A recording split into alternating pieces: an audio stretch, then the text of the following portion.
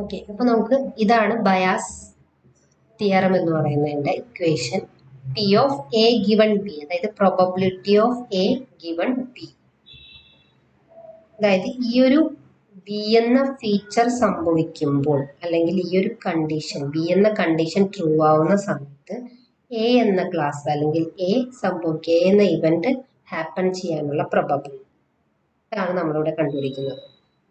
അതായത് ബി എന്ന മെഷീൻ ലേണിംഗിന്റെ ലാംഗ്വേജിൽ പറഞ്ഞാൽ ബി എന്ന ഫീച്ചർ ട്രൂ ആവുന്ന ടൈമിൽ എ എന്ന ക്ലാസ് സംഭവിക്കാനുള്ള സാധ്യത എത്രത്തോളം. അപ്പൊ നമുക്ക് ഫോർ എക്സാമ്പിൾ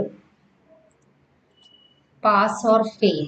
ഇപ്പൊ ഇവിടെ നമ്മുടെ എ എന്ന് പറയുന്നത് പാസ് അല്ലെങ്കിൽ ഫെയിൽ, അതായത് ക്ലാസ് ആണ്. ക്ലാസ് എന്ന് പറയാൻ എത്ര ക്ലാസ് ഉണ്ട്, നമുക്കിപ്പോൾ പാസ് ഓർ ഫെയിൽ എന്നാണ് പ്രെഡിക്റ്റ് ചെയ്യേണ്ടതെങ്കിൽ ഇവിടെ ക്ലാസ് എന്ന് പറയുന്നത് എന്താണ്, പാസ് ഓർ ഫെയിൽ. രണ്ട് ക്ലാസ് ഉണ്ട് ഇവിടെ അല്ലെ. അപ്പൊ പി ഓഫ് ക്ലാസ് അത് മീൻസ് ചെയ്യുന്നത് എന്താണ്, ഇപ്പൊ പാസ് ആണെങ്കിൽ ആ ഒരു ഫുൾ പാസ് ഓർ ഫെയിൽ ആയ ആളുകളുടെ എണ്ണത്തിൽ നിന്നും എത്ര പേര് പാസ് ആയി എന്നുള്ള പ്രോബബിലിറ്റിയാണ് P of pass. P of fail എന്ന് പറയുന്നത് എന്താ, ഫുൾ പാസ് ഓർ ഫെയിലിൽ എത്ര പേര് ഫെയിൽ ആയി എന്നതിന്റെ പ്രോബബിലിറ്റി. ഇതിനെ നമ്മൾ പറയുന്നത് പ്രയോർ പ്രോബബിലിറ്റി എന്നാണ്.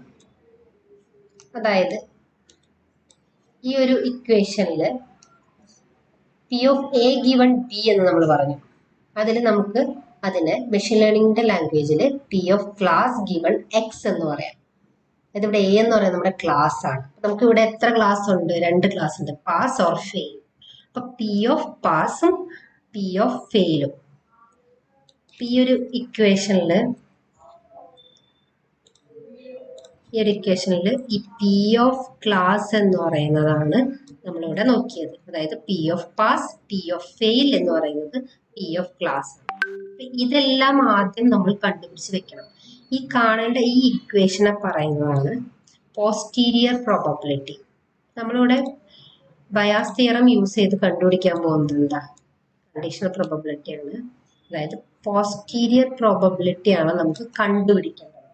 അതായത് എക്സ് എന്ന ഫീച്ചർ ട്രൂ ആകുമ്പോൾ ഈ ഒരു ക്ലാസ് സംഭവിക്കാനുള്ള സാധ്യത എത്രത്തോളം. അതായത് നമുക്കിപ്പോ എത്ര ക്ലാസ് ഉണ്ട്, പാസ് ഓർ ഫെയിൽ. അപ്പൊ രണ്ട് ക്ലാസ്സിലും നമ്മളത് ആ ഒരു ഫീച്ചർ ട്രൂ ആകുമ്പോൾ പാസ് എന്ന ക്ലാസ് സംഭവിക്കാനുള്ള സാധ്യത എത്രത്തോളം, അതൊരു പോസ്റ്റീരിയർ പ്രോബബിലിറ്റി ആണ്. അതുപോലെ തന്നെ ഫെയിൽ എന്ന ക്ലാസ് ആ ഒരു ഫീച്ചർ ട്രൂ ആകുമ്പോൾ നടക്കാനുള്ള സാധ്യത എത്രത്തോളം, ഇത് ഫെയിൽ എന്ന ക്ലാസിന്റെ പോസ്റ്റീരിയർ പ്രോബബിലിറ്റി. ഇതാണ് നമുക്ക് കണ്ടുപിടിക്കേണ്ടത്. അപ്പോൾ അതിന്റെ ഇക്വേഷൻ എന്ന് പറയുന്നത് P of X given class means ഈ ഒരു ക്ലാസ് ട്രൂ ആവുന്ന സമയത്ത് പി ഓഫ് എക്സ്, അതായത് ഈ ഒരു ഫീച്ചർ ട്രൂ ആവാനുള്ള സാധ്യത എത്രത്തോളം. അപ്പോൾ നമുക്ക് എത്ര ഫീച്ചേഴ്സ് ഉണ്ടോ അത്രയും ഫീച്ചേഴ്സ് ഇവിടെ നമ്മൾ ഫീച്ചേഴ്സിന്റെ പ്രൊഡക്ട്സ് നമ്മളിവിടെ കാണും. ഓക്കെ, ഇപ്പൊ നമ്മളിവിടെ ഒരു ഫീച്ചറിനെ കുറിച്ചാണ് ഈ ഒരു ഇക്വേഷൻ വെച്ചിട്ട് നമ്മൾ പറയുന്നത്. ഇതിൽ മൾട്ടിപ്പിൾ ഫീച്ചേഴ്സ് ഉണ്ടാവും. അതനുസരിച്ച് x1 x2 എന്ന് പറഞ്ഞിട്ട് ഈ ഒരു ഇക്വേഷൻ നമ്മൾ എക്സ്റ്റെൻഡ് ചെയ്യും.